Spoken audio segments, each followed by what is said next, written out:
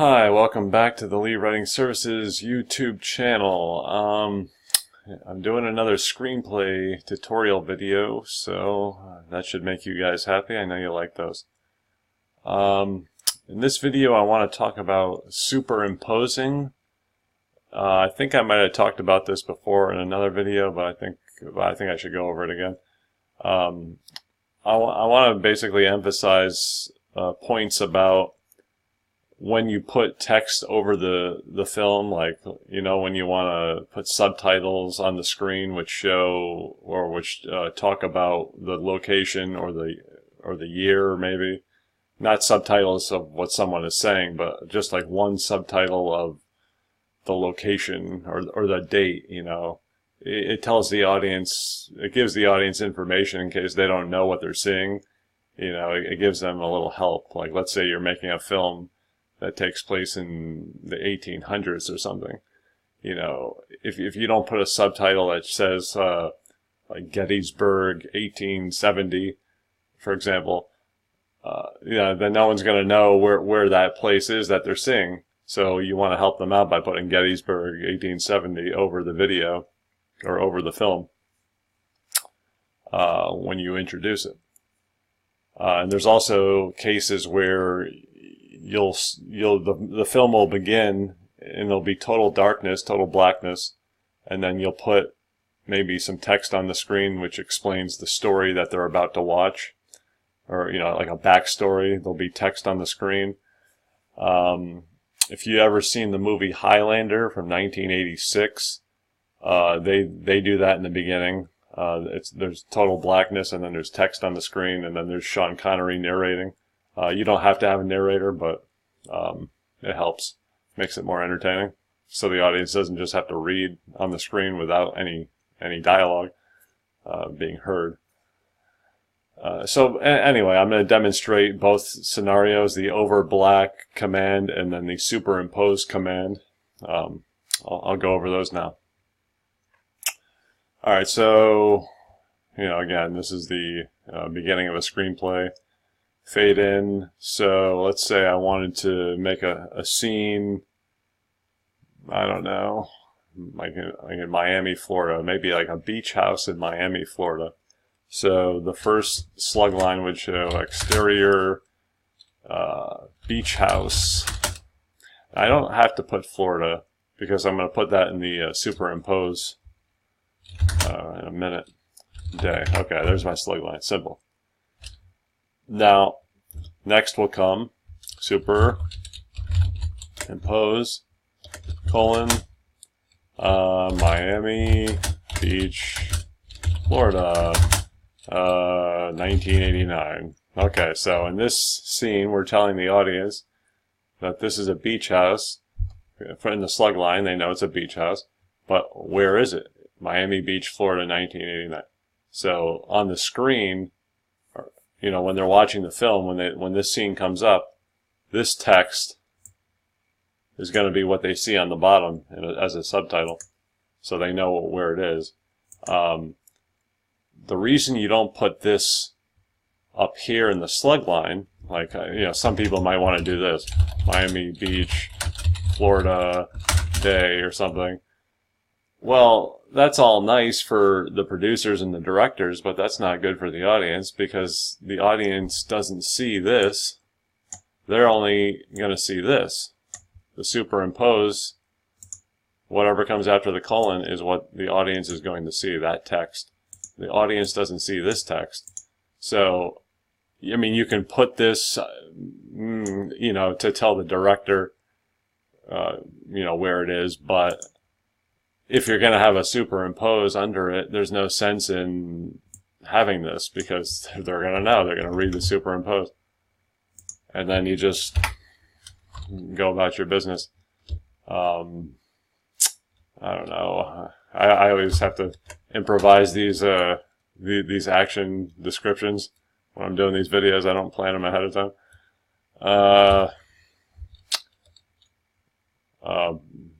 Big hurricane winds, I don't know, blow aggressively at the deteriorated wood of the house. Okay. Yeah, something like that. I'm not going to get into the action. It's big hurricane winds blow aggressively at the wood of the house. Yeah, whatever. So you get the idea. Superimpose, and then we have a... Well, I guess you could put hurricane if you want to emphasize there's a hurricane, but you don't need to do that. We won't get into that. The point is, fade in, beach house scene, audience sees Miami Beach, Florida, 1989 on the bottom. You can put a month to, I don't know, July. Alright, that's superimpose. You can also do this. You can just put super. I've seen it that way too. So super, I like to write superimpose, but super means the same thing. Super, Miami Beach, Florida. Okay. Now, let's go to the other one. Okay, let's say you want to begin the film, or begin the story, script, whatever, with total darkness, blackness, and you want to have some text, or actually, let's just say some dialogue. It opens, there's blackness, and then you hear a character's voice. So, how do you do that? Well, you don't do fade in. You just type over black. Boom. And then you could do some action here, like maybe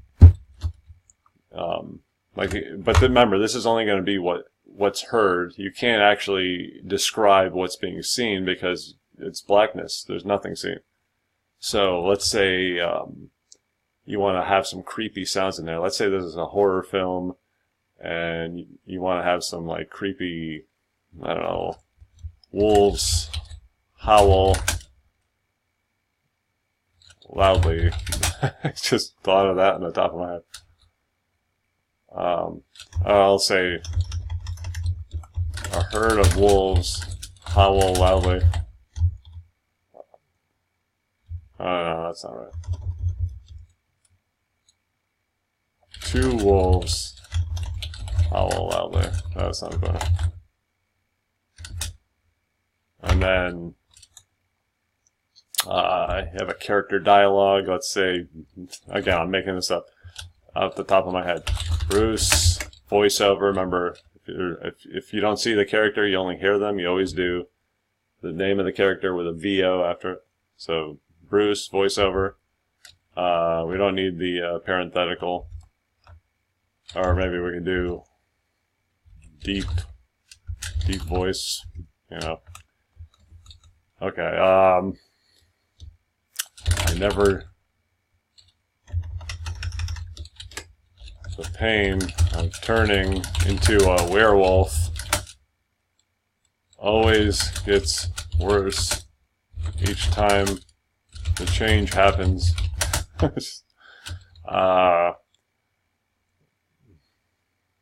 If only I could find a cure for my problem. No, totally out the top of my head. Okay, so you have, alright, over black, you hear wolves,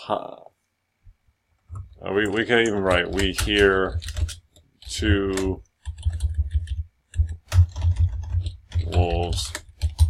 Okay, and then if that's the end of it, then you do fading. Now you don't have to put, let me emphasize this, you don't have to like put, okay, show title of the movie, like show title credits or something. You don't have to write that in the script. That's at the discretion of the filmmakers. That's their decision, how they want to display the title and the casting credits and all that.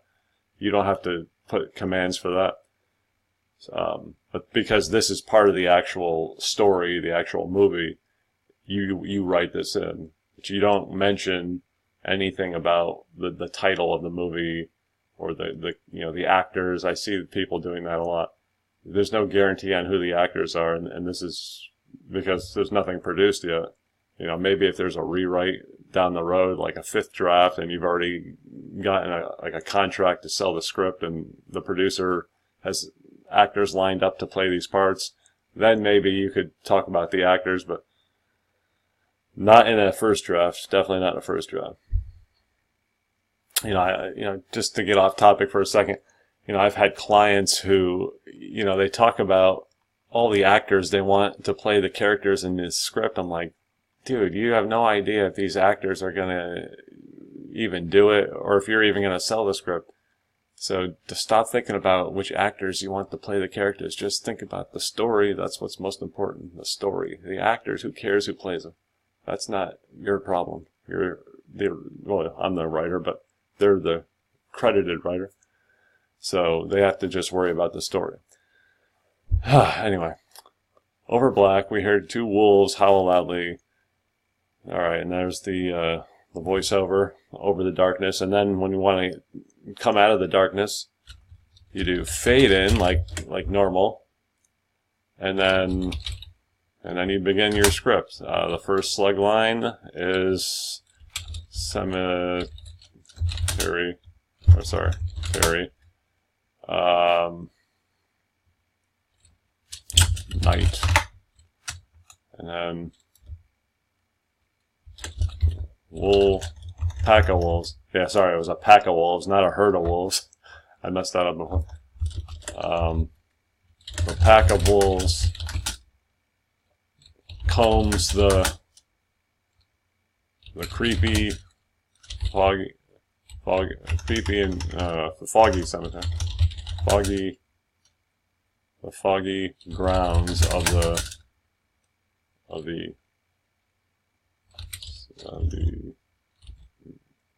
graveyard. I don't know, I'm just pack of wolves. The pack of wolves combs the foggy grounds of the graveyard. Okay, so you see what I did here. Over black, indicating that it's a black screen.